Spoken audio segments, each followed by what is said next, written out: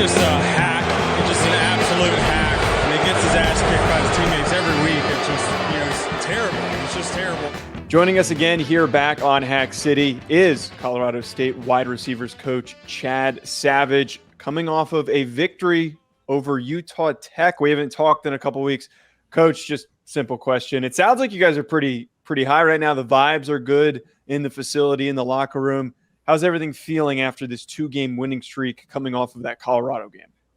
I think it's much better than the last time we talked. Obviously, victories do help a lot of things, and I think once guys get a taste of success, it changes how they practice. It changes how they prepare.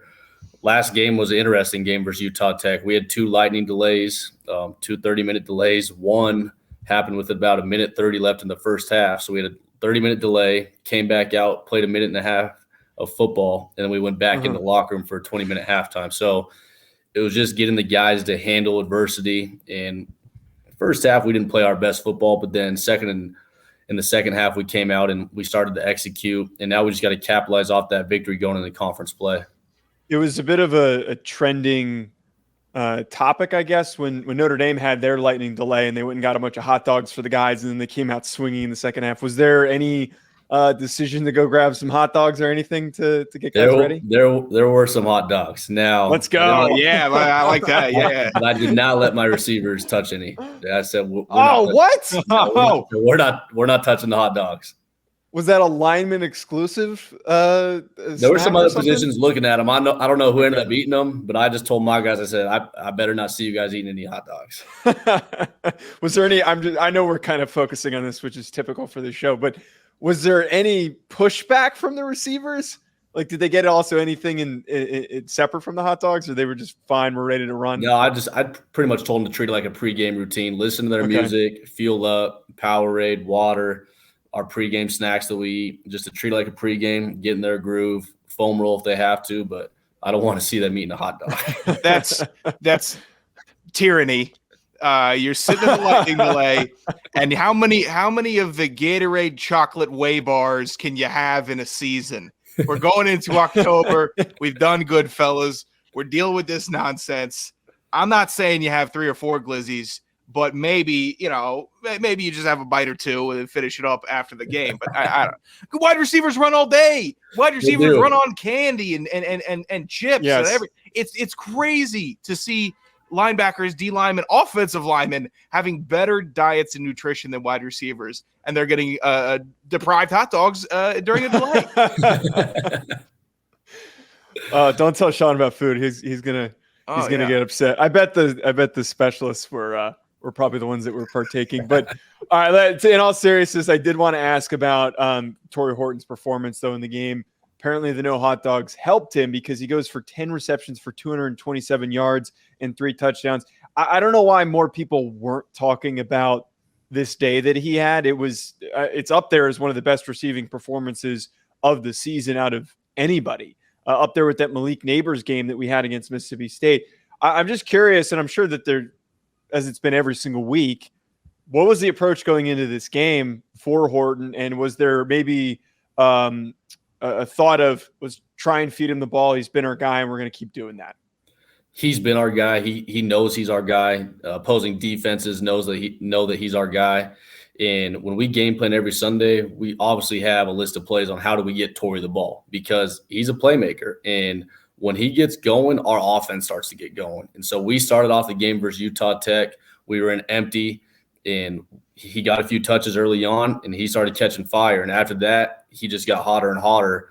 But really, it's no surprise. People really heard about Torrey, I think, after the Colorado game. Really, if you know this program and know what we do offensively, people should understand what kind of player Torrey is. He's a guy that's going to play on Sundays at the next level. He does have another year of eligibility, I should say. But, I mean, he's a consistent guy day in, day out. We've had all 32 NFL teams come through our building, come to practices to talk to our coaching staff about a guy like Torrey, and he's complete. I mean, he can hurt you in quick game. He can hurt you in the intermediate routes. He can hurt you deep. And even though he doesn't have the most physical looking frame, he's physical on the perimeter too. And so I think once he continues to grow into his frame, and with the draft process, he's training and eating the right way, he's a guy that's going to have success on Sundays. Coach, you're facing Utah State. They're coming off a close win over UConn. They hung 78 on Idaho State and played Iowa close. What about this team are you focusing most on and preparing the most for, I guess, with your room and then with the entire team especially? They're a well-respected team, and we respect what they do and what Coach Anderson does. And we're going to their place Saturday. It's a 6 o'clock kickoff, but we're excited. We just want to stay ready and play our brand of football. It's not about who the opponent is or who we're playing. We want to establish our style of football. And on offense, we can't have any self-inflicted wounds. We got to eliminate the penalties. We got to be poised in the red zone, and we got to stay composed on 3rd and 4th down situations. And we got to start fast. If we don't start fast, we're a different team. And when we do get rolling, we have the ability to put up points. And we trust our defense. I know Utah State's put up points every single game, but we trust Coach Banks and what he does with our defense. So the rest of this Mountain West standings and schedule that you're now entering, we were saying before we started taping that you guys had probably one of the hardest opening slates of a G5 team, having to face Colorado and Washington State, now transitioning into your Mountain West play. The standings right now at the top, you guys are just like starting to get into that conversation at the top, but the teams with the best records that had lighter schedules, Air Force we're used to, Fresno State we're used to, a couple newcomers with Wyoming that's had a really good start to the year, and also UNLV has been a really surprising team that's played as well as they have. I just am curious with some outlook here, which of those teams, I don't know off the top of my head if you play all of them or which ones you do play, but are any of those teams you're worried about or the ones that you think are going to be the most difficult of a matchup?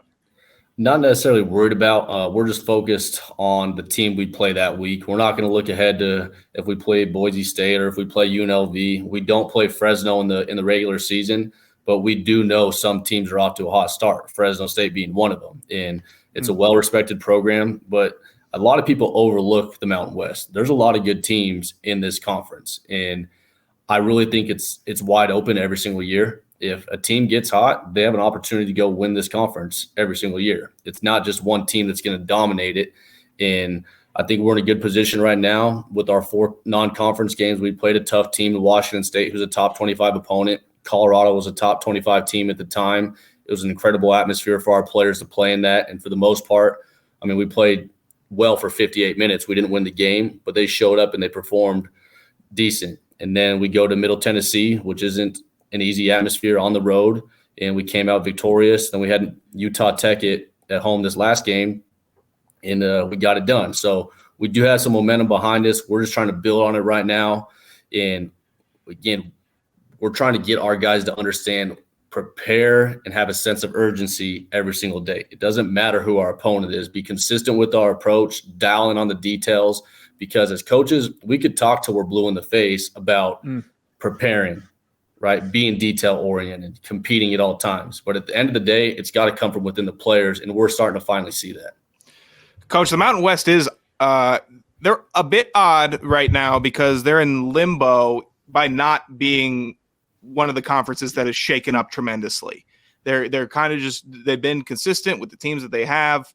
And then regionally, you now have the Pac-2. Are you averse with merging with them? Is there any hopes that you add Oregon State and Washington State in the Mountain West or take on the namesake of the Pac-12? I know that there's a whole bunch of meetings and a whole bunch of lawyers and a bunch of people talking at each other about who gets to name what. But would you mind a possible merge with those two teams? I wouldn't mind it at all. And I don't think the wide receiver coach or recruiting coordinator is in the position to make those decisions. But I know our administration with our president and our athletic director, we're in a good spot to join another conference. Or if those teams do want to merge with us in the Mountain West, we'll welcome them with open arms. And so right now, like you said, we are in limbo, but we're just ready to whatever move they go, we'll be ready to go.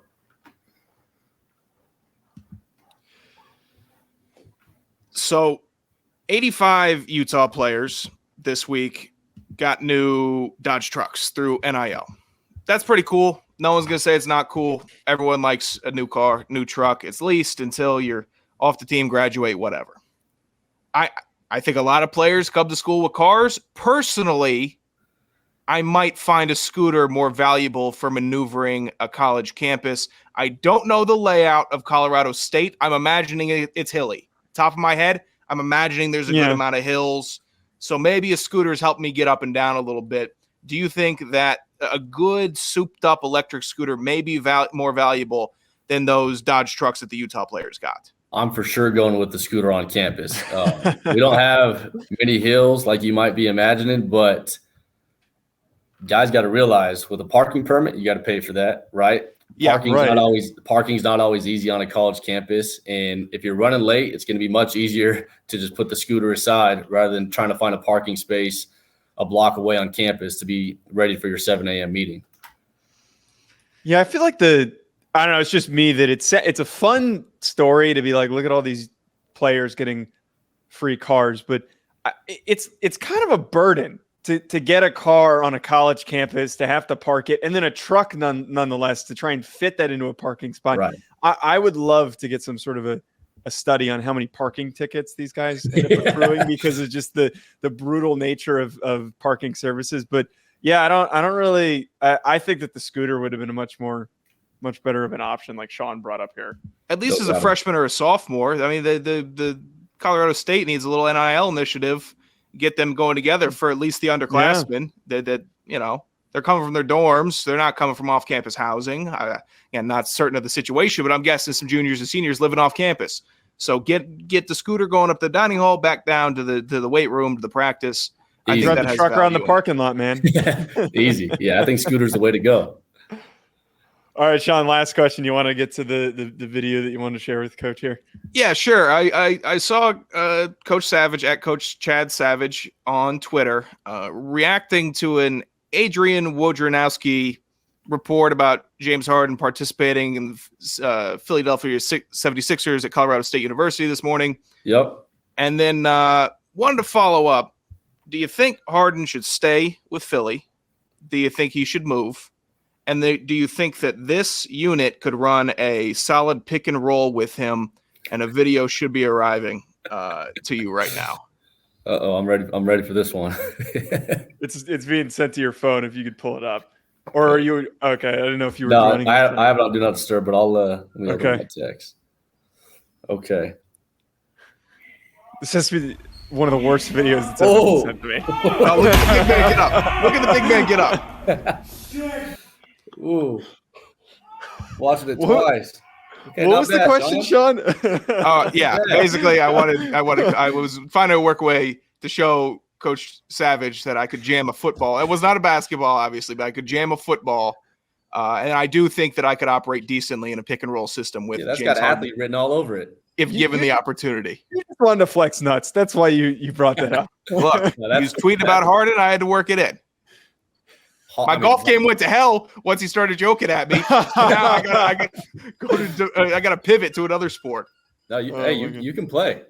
You can play. Although the 76ers are practicing our facility, we also do have the fraternity league and the men's league going. So there's different options for you if you do show up. But by the way, I forgot about that. Have you guys been able to interact with any of the 76ers players? We haven't. I know my equipment manager that helps out with the wideouts, he's talked about meeting up with their equipment staff. I think going to watch a practice. I haven't. It just hasn't worked with our schedule. We've been pretty busy preparing for Utah State with practice and meetings and doing recruiting in the evenings. But it's pretty sweet to have them on campus and to have them in our city. And anytime we could get our logo attached with a professional team, it always helps out. I mean, branding is branding, and so we're trying to capitalize off that. That's pretty nice. Sure. I remember during training camp, the Jehovah's Witness of the Northeast was using our basketball facility and auditorium, so we had to stay nice and quiet and polite when walking to meetings. That's funny. During camp, you know it's hard to do.